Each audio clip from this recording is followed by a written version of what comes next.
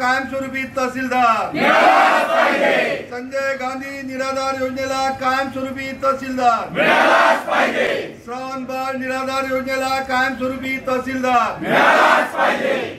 तहसीलदार नियुक्त न करणाऱ्या शासनाचा, तहसीलदार नियुक्त न करणाऱ्या प्रशासनाचा दिनांक 10 रोजी शिवसेनेच्या वतीनं आम्ही कलेक्टर साहेबांना निवेदन देण्यासाठी आलो आहोत। आपल्याला माहिती आहे की धुळे शहर संजय निराधार कमिटी ही आजपर्यंत स्थापन झालेली नाहीये आणि त्याच्यामध्ये आपण पाहिलं तर तिथं कायमस्वरूपी तहसीलदार नाहीये।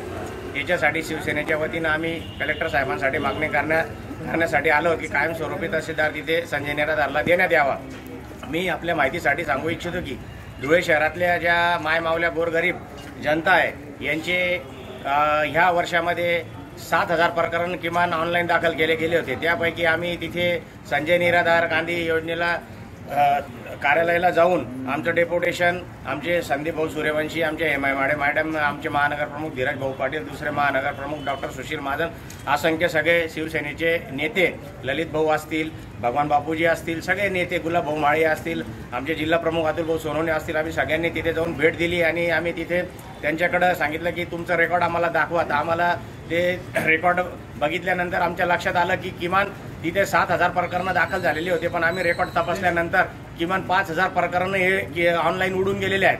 की समजा की जे लोक जे जातात ऑनलाईनला सेतूवरती आणि ते सांगतात की आमचं कुठल्या स्टेजला आहे, पहिल्या स्टेजला आहे का दुसऱ्या स्टेजला आहे का तिसऱ्या स्टेजला आहे, तिथे ते प्रकरण दिसत नाही आणि सेतूवाले सांगतात की तुमचं प्रकरण उडून गेले, म्हणजे काय प्रकरण गेलं कुठं। त्याच्यापैकी 7,000 पैकी 5,000 प्रकरणं सापडत नाही आणि 2,000 प्रकरण हे पेंटिंग पडलेले आहेत आणि त्याच्यामध्ये आणि त्याची कागदपत्राची पूर्तता असून संजय निराधारचे तिथे तहसीलदार कायमस्वरूपी नसल्यामुळे तिथं थंब देता येत नाही। थंब दिल्यामुळं ते प्रकरण पास होत नाही आणि त्यांना ते त्या लाभापासून वंचित राहत आहे।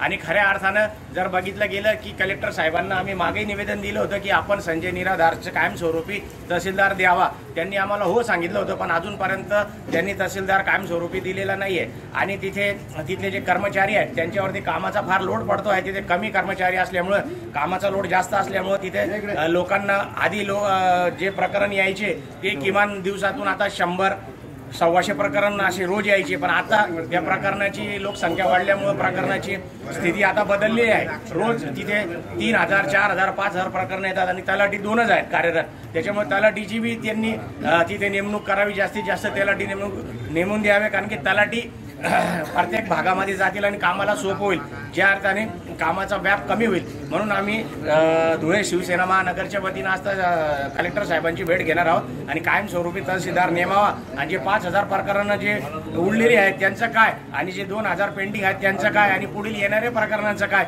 याच्यासाठी धुळे शिवसेना महानगरच्या वतीनं